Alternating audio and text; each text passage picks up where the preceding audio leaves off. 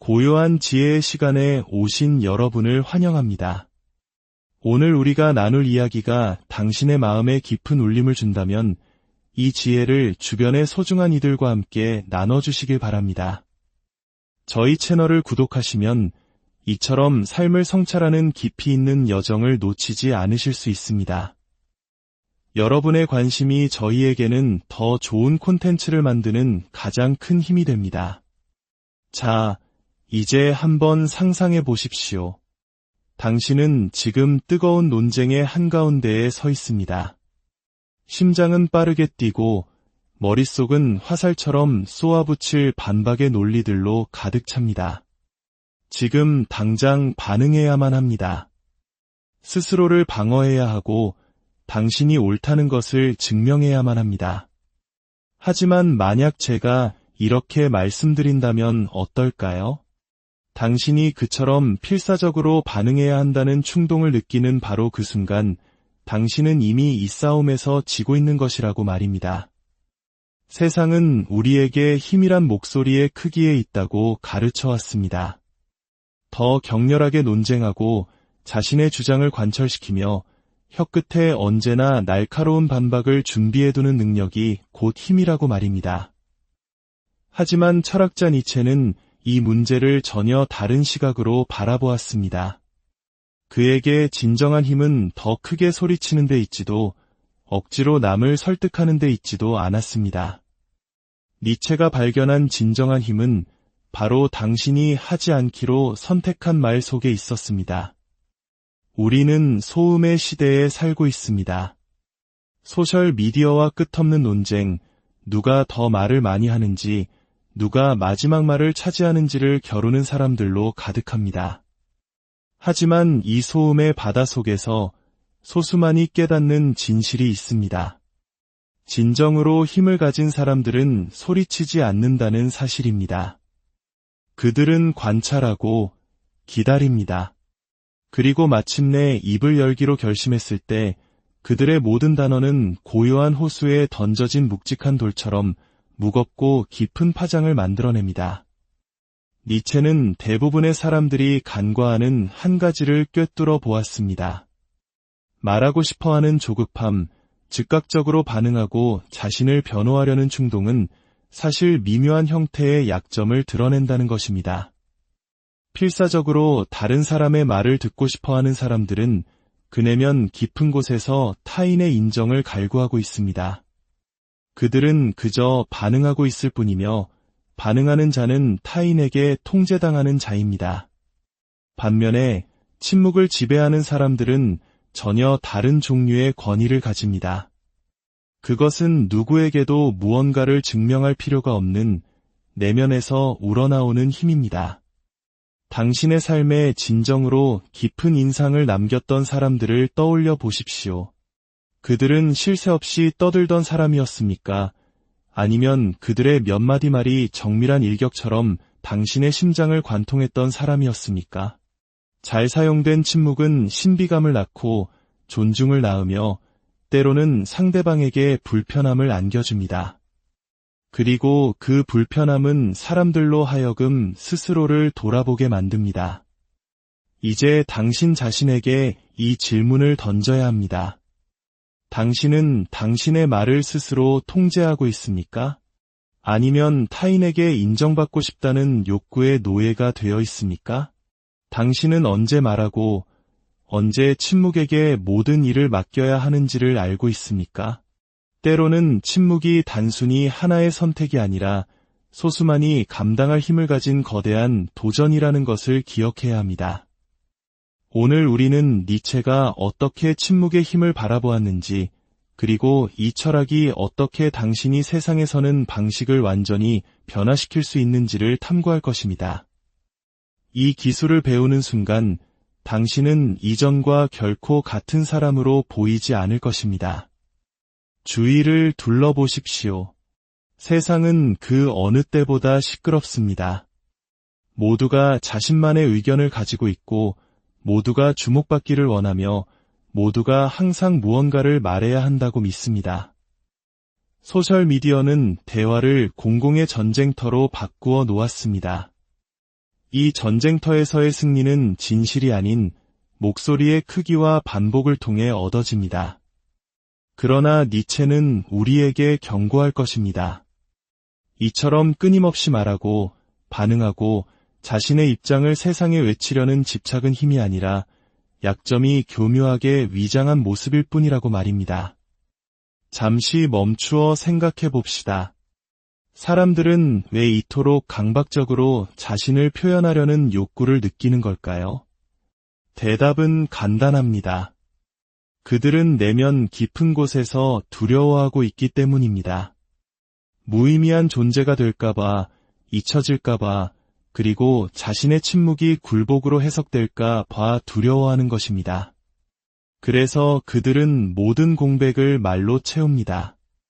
종종 스스로도 온전히 믿지 않는 말들로 그저 무의미함이라는 공포를 피하기 위해 내뱉는 말들로 말입니다. 하지만 니체가 이해했고 오늘날 소수만이 이해하는 것이 있습니다. 침묵을 지배하는 자는 결코 무의미한 존재가 될 수 없다는 사실입니다. 오히려 그들은 하나의 수수께끼가 됩니다. 쉽게 분류하거나 예측할 수 없는 존재가 되는 것입니다. 그리고 예측 불가능한 존재는 언제나 명백한 존재보다 강력합니다. 세상의 소음은 하나의 덫입니다. 그것은 가장 많이 말하고 가장 자신을 내세우고 가장 빠르게 반응하는 사람이 승리한다는 환상을 만들어냅니다. 그러나 그것은 약자의 논리일 뿐입니다. 니체는 인생을 하나의 전쟁터로 보았습니다. 그리고 그 전쟁터에서 가장 먼저 돌격하는 전사가 항상 승리하는 것은 아닙니다. 오히려 기다릴 줄 알고 관찰하며 공격하기 전에 적의 약점을 파악하는 자가 최후의 승자가 되는 경우가 많습니다. 이는 마치 한국의 전통 무예나 정신수련에서 말하는 정중동의 지혜와도 같습니다. 진정한 고수는 요란하게 움직이는 자가 아니라 고요함 속에서 상대의 허점을 꿰뚫어보고 단 한 번의 결정적인 움직임을 보이는 자입니다. 철학, 전쟁, 비즈니스 등 모든 분야의 진정한 전략가들을 보십시오. 그들은 필요 이상으로 말하지 않습니다. 서둘러 대답하지 않으며 모든 사람에게 무언가를 증명하려 했으며 자신을 소모하지도 않습니다. 그들은 때로는 상대방이 자신을 해독하려 애쓰다 지치게 내버려 두는 것이 최고의 수라는 것을 알고 있습니다. 니체에게 침묵은 약점이 아니라 강함의 선언이었습니다. 침묵을 지배하는 자는 개임의 리듬을 통제합니다. 결정적인 순간에 침묵을 지키는 사람은 상대방이 필요 이상으로 말하게 만들어 스스로 약점을 드러내고 자신을 노출시키도록 강요합니다.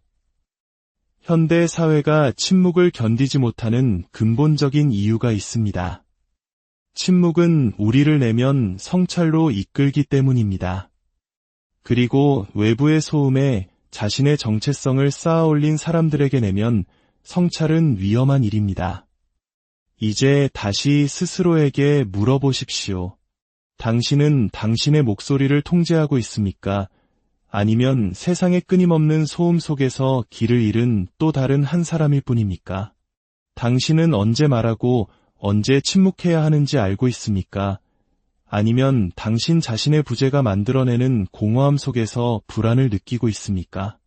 만약 당신이 침묵을 견딜 수 없다면 그것은 아마도 당신이 듣기 두려워하는 무언가를 침묵이 말해주고 있기 때문일 것입니다. 니체는 대다수의 사람들이 환상에 얽매여 살아간다고 믿었습니다. 도덕, 선과 악, 옳고 그름에 대한 환상 말입니다.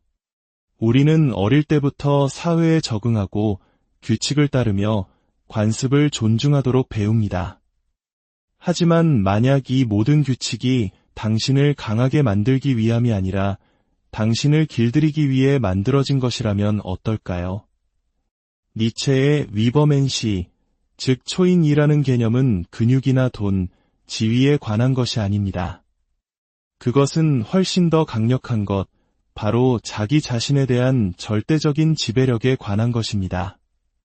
초이는 충동적으로 반응하지 않으며 인정받기 위해 절망하지도 않고 누구에게도 무언가를 증명할 필요를 느끼지 않습니다. 그는 자신만의 가치, 자신만의 규칙, 자신만의 길을 창조합니다.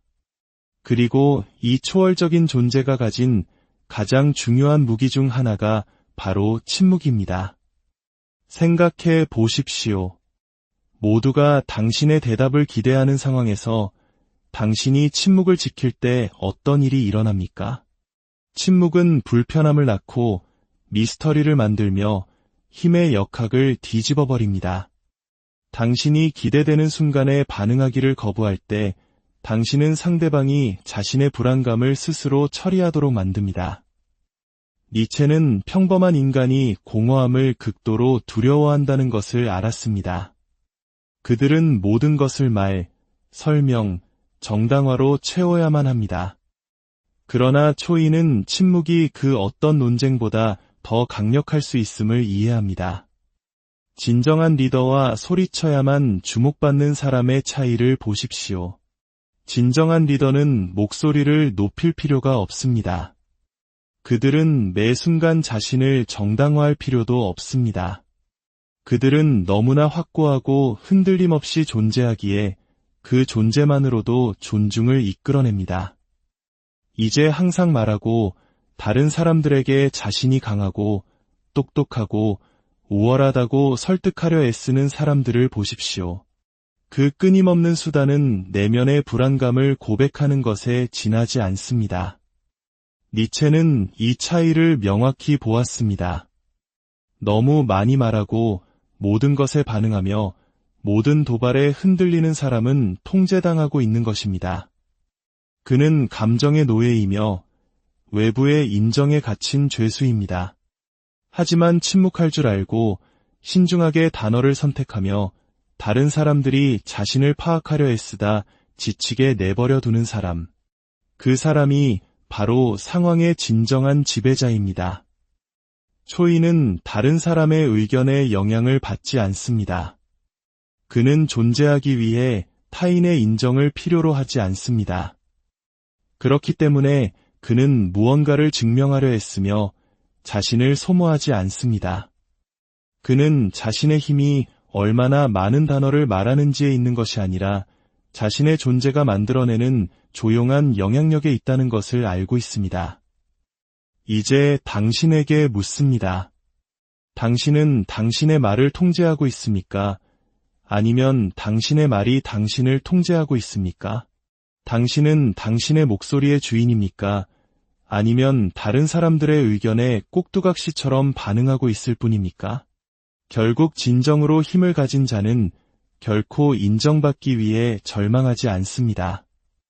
침묵이 사람들을 얼마나 불편하게 만드는지 알아차린 적이 있습니까? 대화 중 아주 잠깐의 멈춤만으로도 누군가는 그 공백을 어떤 말이든 심지어 의미 없는 말로라도 채우려고 합니다.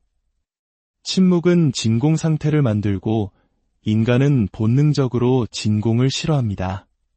그들은 그 공간을 채워야 하고 상황을 통제하고 있다고 느껴야 합니다. 그러나 니체는 냉혹한 진실을 이해했습니다. 침묵을 통제하는 자가 타인의 마음을 통제한다는 진실을 말입니다.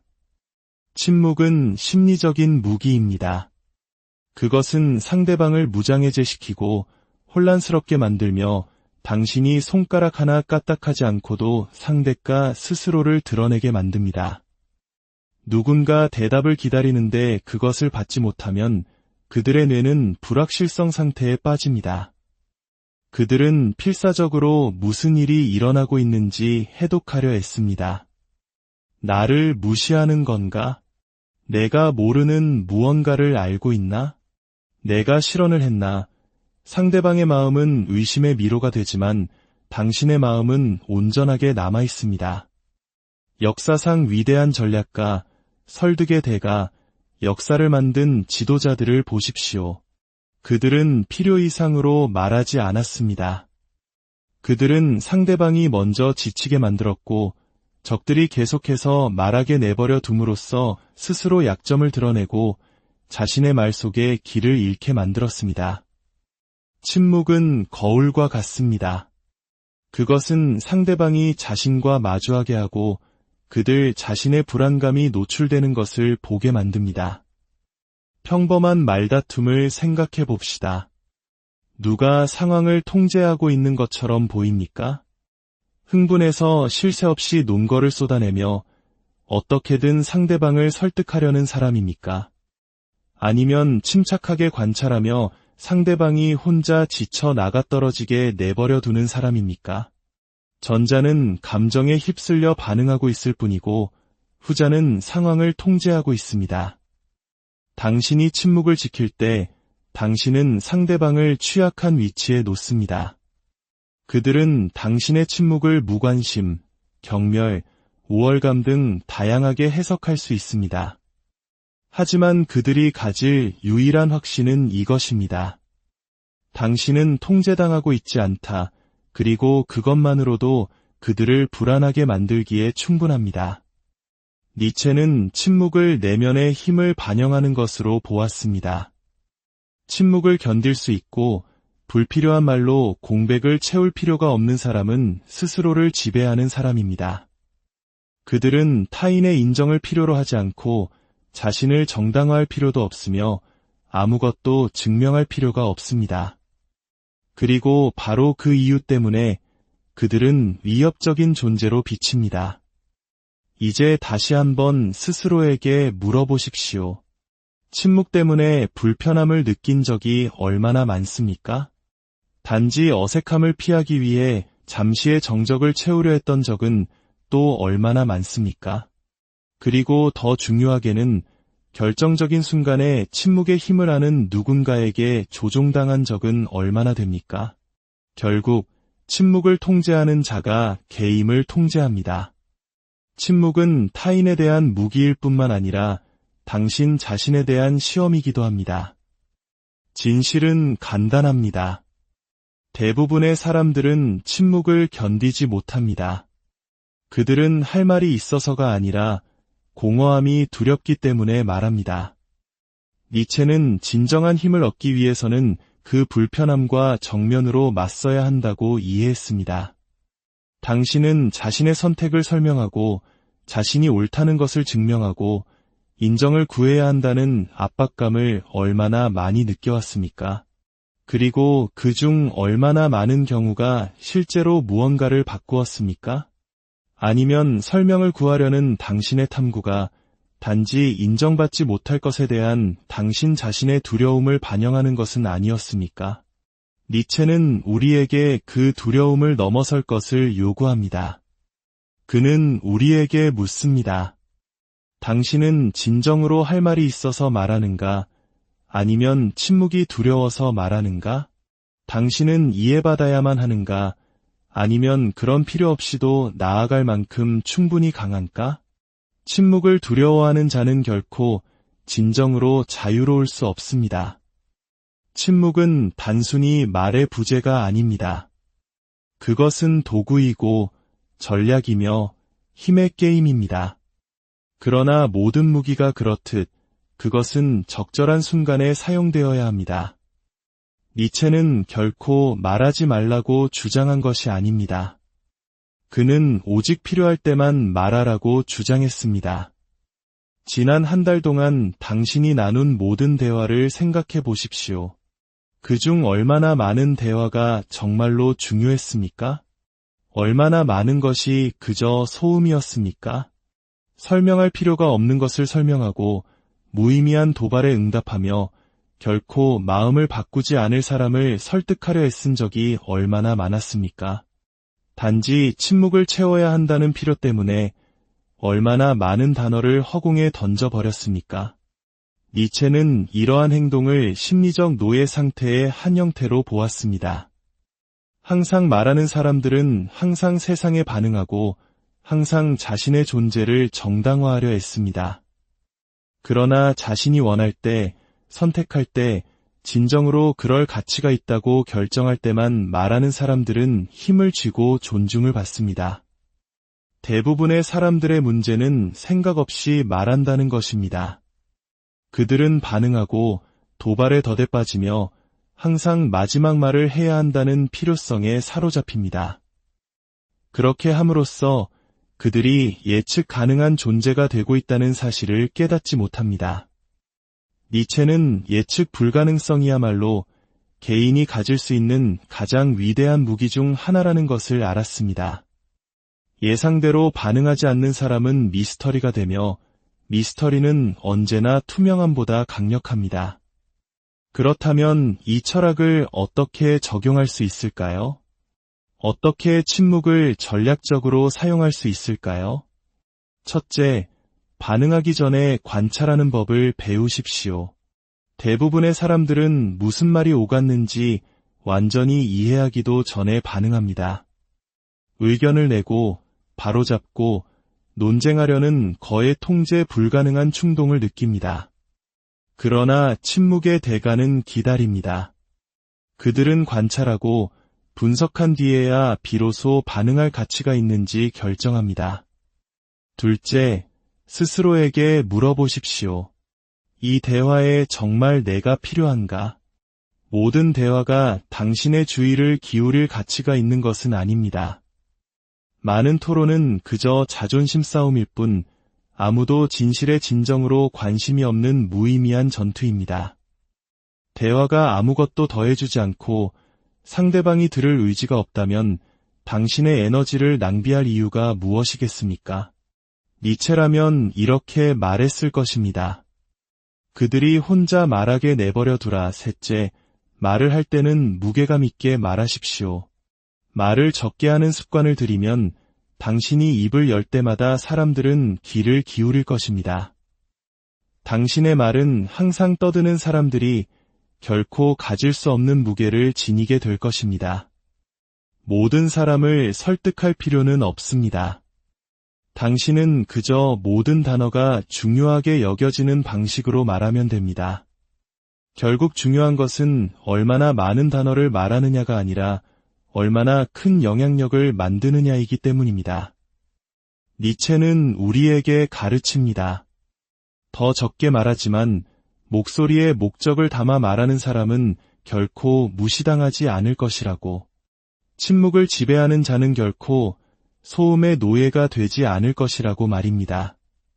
결국 모든 것은 하나의 질문으로 기결됩니다. 당신은 당신의 침묵을 지배하고 있습니까? 아니면 당신의 침묵이 당신을 지배하고 있습니까? 니체는 인생을 힘의 게임으로 보았습니다.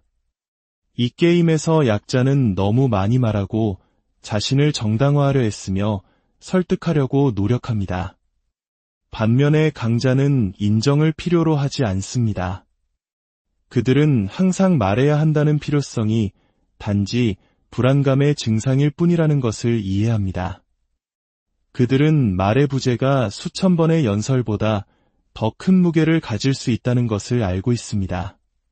침묵은 단순히 텅 빈 공간이 아닙니다. 그것은 당신이 진정으로 누구인지를 비추는 거울입니다. 당신이 침묵할 때 당신은 세상이 어떤 방해물도 없이 당신을 보게 만듭니다. 당신의 진정한 본질을 드러내는 것입니다. 그리고 많은 사람들에게 이것은 견딜 수 없는 일입니다. 대부분의 사람들은 다른 사람들이 자신에게 어떻게 반응하는지에 기초하여 자신의 정체성을 구축하기 때문입니다. 하지만 만약 당신이 그 반응을 거두어 버린다면 어떻게 될까요? 그들이 기대하는 대답을 주지 않는다면 당신은 어떤 사람이 될까요? 그 인정에 대한 필요가 없다면 말입니다. 니체는 소수만이 그 대답을 할 준비가 되어 있다고 믿었습니다. 소수만이 자기 자신의 침묵의 무게를 기꺼이 감당하려 한다고 말입니다. 그러나 그렇게 하는 사람들, 이 기술을 마스터하는 사람들은 흔들리지 않는 존재가 됩니다. 다른 사람들이 당신에 대해 무슨 말을 하든 무슨 생각을 하든 더 이상 중요하지 않기 때문입니다. 당신은 더 이상 스스로를 설명할 필요가 없습니다. 이제 마지막으로 당신에게 묻고 싶습니다. 다른 사람들이 당신이 말하기를 기대했을 때 마지막으로 침묵을 지켰던 적은 언제입니까?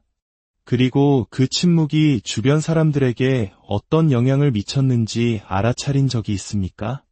당신의 삶에서 당신의 침묵이 가장 강력한 목소리를